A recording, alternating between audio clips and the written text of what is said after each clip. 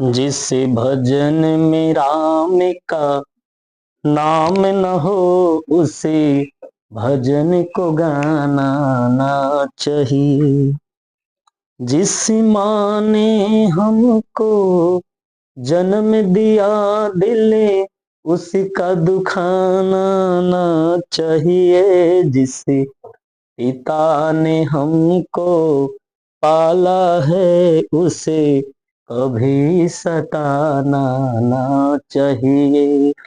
जिस भजन में राम का नाम न हो उसे भजन को गाना ना चाहिए। हेलो दोस्तों, सब्जेक्ट म्यूजिक में आप सभी का हार्दिक अभिनंदन है। और आज मैं आप लोगों को क्लास 10th हिंदी गोधुली भाग 2 के मोस्ट वीवीआई क्वेश्चन बताने वाला हूं, जो बिहार बोर्ड एग्जाम 2025 के लिए इंपॉर्टेंट है। और ये सब्जेक्टिव क्वेश्चन है 2 मार्क्स का। सारे क्वेश्चन हम सब्जेक्टिव क्वेश्चन को लेकर आए आप लोग के साथ। 2 मार्क्स का क्वेश्चन है ये, और बिहार बोर्ड में ये अति इंपॉर्टेंट क्वेश्चन है, वीवीआई है। और मैं प्रतिदिन आप लोग के बीच में 2 क्वेश्चन लेकर आऊंगा वीवीआई, और ये बोर्ड मॉडल क्वेश्चन रहेंगे, सब्जेक्टिव क्वेश्चन रहेंगे। क्योंकि ऑब्जेक्टिव तो सारे बच्चे लोग कहीं ना कहीं से याद कर लेते हैं, लेकिन सब्जेक्टिव पर पकड़ नहीं बना पाते हैं, तो उसके लिए मैं ये सब्जेक्टिव वीडियो लेकर आया हूँ। क्लास 10th और 12th दोनों का लेकर आ रहा हूँ। तो आइए हम लोग क्लास 10 से रिलेटेड ये 2 क्वेश्चन को पढ़ेंगे। ये मेरा पहला वीडियो है जो कि आप देख रहे होंगे, वीडियो नंबर 1 है। आज से ही मैं स्टार्ट किया हूं। तो चलिए देखिए, पहला क्वेश्चन है, कवि किसके बिना जगत में यह जन्म व्यर्थ मानता। ये पहला चैप्टर का क्वेश्चन है काव्य खंड का, और इसके कवि हैं गुरु नानक देव, और चैप्टर का नाम है राम नाम बिनु बिरथे जगी जन्मा। राम नाम बिनु बिरथे जगी जन्मा। और इस पद के जो कवि हैं वो हैं गुरु नानक देव, है ना। तो क्वेश्चन है, उसमें कविता में पढ़ाया गया होगा आप लोग को। तो उसमें क्वेश्चन है कि कवि किसके बिना जगत में यह जन्म व्यर्थ मानता है। किसके बिना, कवि किसके बिना जगत में यह जन्म व्यर्थ मानता है। तो आंसर देखिए है, कवि राम नाम के बिना जगत में यह जन्म व्यर्थ मानता है। राम नाम के बिना, यानी अगर आप, जैसे कि मैं अभी गीत में गा रहा हूं, तो जिस भजन में राम का नाम ना उस भजन को गाना ना चाहिए, यानी सब कुछ तो व्यर्थ है राम नाम के बिना। ये कवि गुरु नानक देव के अनुसार लिखा गया है। कभी राम नाम के बिना, यानी अगर कोई व्यक्ति राम का नाम नहीं लेता है तो समझिए उसका जो ये जीवन है वो व्यर्थ है। मेरे अनुसार नहीं, गुरु नानक देव के अनुसार कभी राम नाम के बिना जगत में यह जन्म व्यर्थ मानते हैं। आगे लिखा है, राम नाम के बिना व्यतीत होने वाला जीवन तुच्छ है, यानी बेकार है। वही व्यर्थ बेकार सब एक ही तो होता है।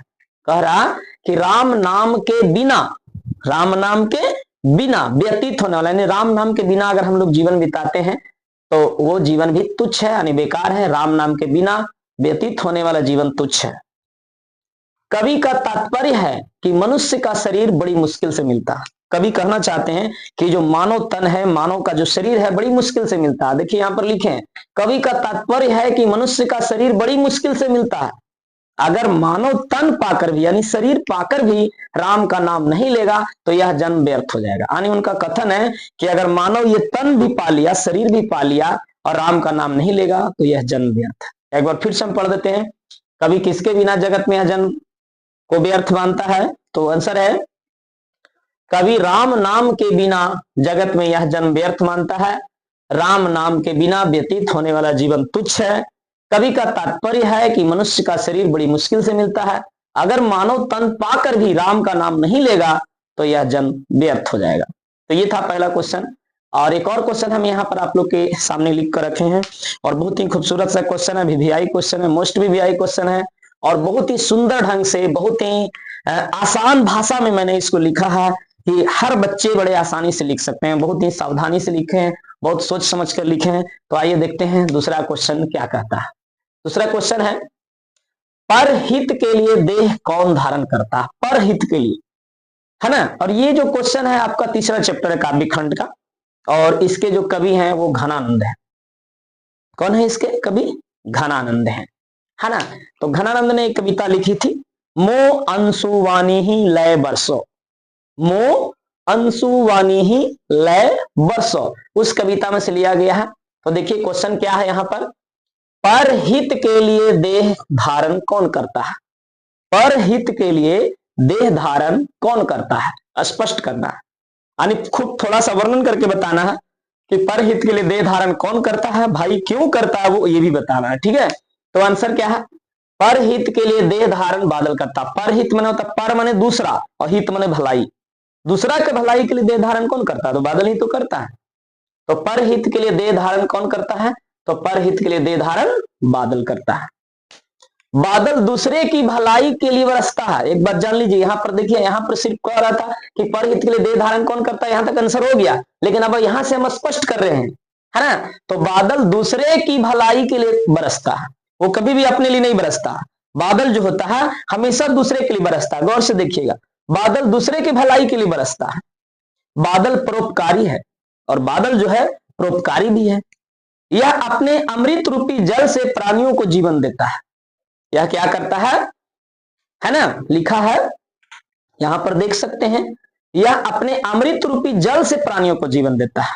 यानी ये क्या करता है कि अमृत रूपी जल से प्राणियों को जीवन देता है। यानी जब ये बरसता, बादल जब बरसता है तो उसकी बादल में जो पानी होती है वो अमृत रूपी जल होता है। माने जो जल है वो अमृत रूपी है। समझिए, यहाँ के लोगों के लिए, धरती के लोगों के लिए, यहाँ के प्राणियों के लिए अमृत ही तो है।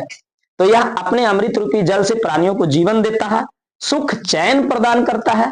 यह अमृत रूपी जल बादल का अपने विरह वेदना में निकला आंसू है। देखिए, बहुत सारे लोग नहीं समझ पाते होंगे, हम ये समझाने का आप लोग को प्रयास किए हैं कि ये है क्या, अमृत रूपी जल जो बादल बरसाता है हम लोगों के लिए, वो है क्या? तो वो विरह वेदना में वो भी तड़प रहा है, वो भी छटपटाहट में, उसे भी किसी का इंतजार है, वो उसे भी किसी ने धोखा दिया है। और उस धोखे में जो विरह वेदना क्या होती है, तड़प छटपटाहट, यानी बेवफा जिसको हम लोग कहते हैं, उसे भी किसी से धोखा मिला। तो उस धोखे में जो आंसू गिर रहे हैं ना, वो आंसू जल के रूप में हम लोग प्राप्त करते हैं। तो यहाँ पर यही हम लिखे हैं कि यह अमृत रूपी जल बादल का अपने विरह वेदना में निकला आंसू है।